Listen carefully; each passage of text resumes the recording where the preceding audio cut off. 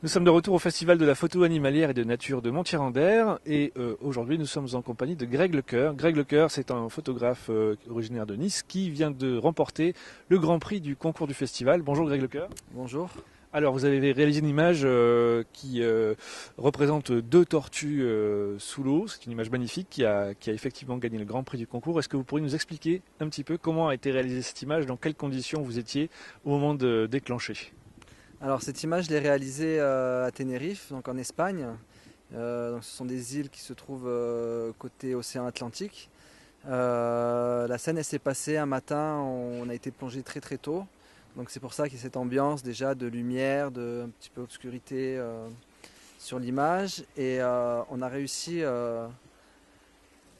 on a eu la chance de croiser ces deux tortues qui ne se lâchaient pas et qui sont venues face à nous. Elles nous ont tourné autour. Donc c'est vrai qu'après il ne restait plus qu'à ajuster les réglages de la caméra et trouver le bon cadre pour donner cet effet à l'image. Et vous avez des conditions lumineuses hallucinantes, quoi. Il y a un bleu incroyable, je trouve qu'il y a une lumière vraiment très particulière dans cette image. C'est le hasard d'être là au bon endroit au bon moment. Enfin, c'est la chance du photographe, entre guillemets, ou ça se travaille à l'avance tout ça? Alors je pense que tous les photographes ils ont leur propre style. Donc on ajuste nos images, nos réglages en fonction de notre style, sachant de la manière dont on va éditer l'image derrière.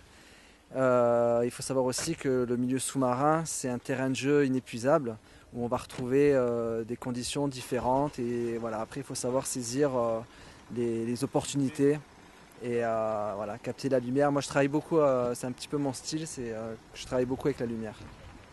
Alors vous me disiez que vous avez une deuxième image qui a été primée. Vous avez la chance d'avoir deux images cette année primées au concours international de Montier.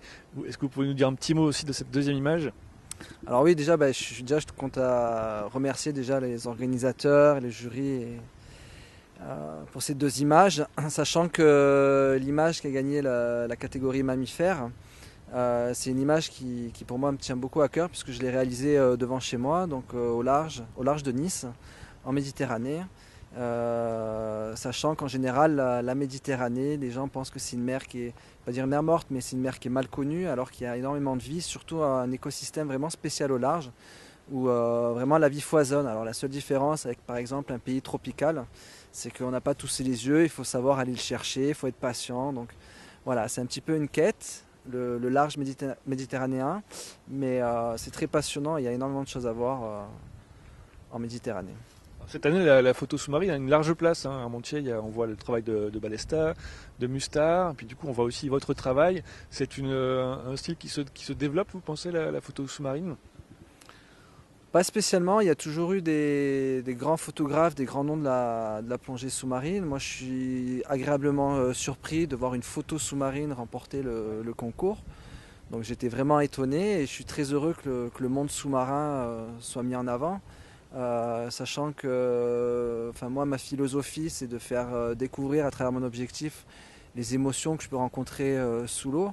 Donc que ce soit mis à l'honneur et sous les projecteurs lors d'événements comme celui-ci, pour moi c'est très important.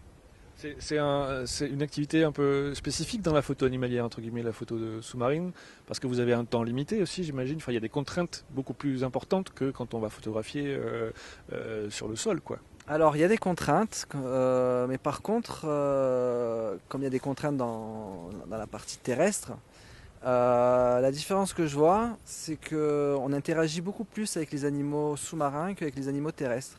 Donc même si on a un petit peu moins de temps, on a du temps plus intense, on va dire, qui nous donne l'opportunité de faire des images.